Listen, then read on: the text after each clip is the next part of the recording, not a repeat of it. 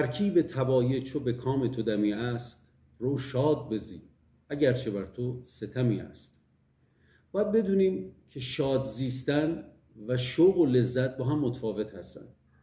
لذت نوعی هوسه که پایدار نیست، سرخوشی کوتاه مدتیه از حضور چیزی در زندگی ما. خریدن یک اسباب بازی برای کودکتون لذتی رو براش به وجود میاره که با ترشح دوپامین در مغز همراهه.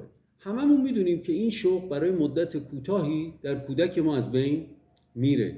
تکرار این رفتار میتونه باعث ایجاد وابستگی، عادت و یا حتی اعتیاد بشه.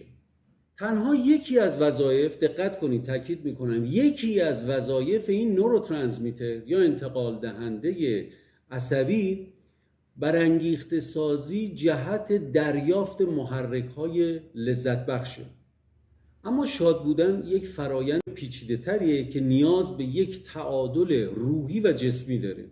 پژوهش‌ها نشون میدن که شاد بودن با ترشح هورمون سروتونین رابطه داره.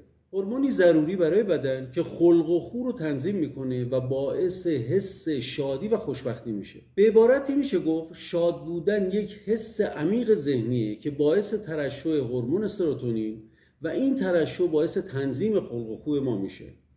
شادی و شاد بودن الزاماً، دقت کنید، الزاماً نیاز به محرک لذت نداره.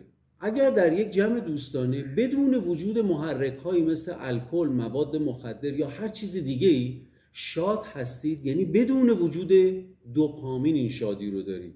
در غیر این صورت بدونید که یک هوس و لذت رو دارید سپری می‌کنید. شاد زیستن نگرشی است که باید فرا گرفته بشه و به فرزندانمون هم یاد داده بشه. اگر جز اون دسته از والدینی هستید که فکر میکنید به دلیل مشغله کاری وقت زیادی برای فرزندانتون ندارید و تایم اونها رو با خرید وسایلی مثل موبایل و ایکس باکس و تبلت و یا هر چیز دیگه‌ای بدون قید و شرط پرت میکنید و یک احساس لذت و شوق به اونها میدید، شک نکنید که شادی آینده اونها رو دارید ازشون میگیرید.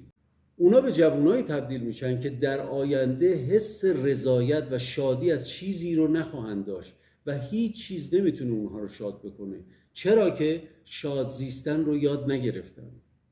لذتی رو که پس از مصرف یک سیگار حس میکنی سرخوشی است که دوپامین به شما میده، اما شادی رو که با حضور کنار خانواده در یک پارک و بازی با فرزندانتون حس میکنید یک الگوی رفتاریه که در اونها نهادینه میشه و برای اونها، برای آیندهشون پایدار باقی میمونه.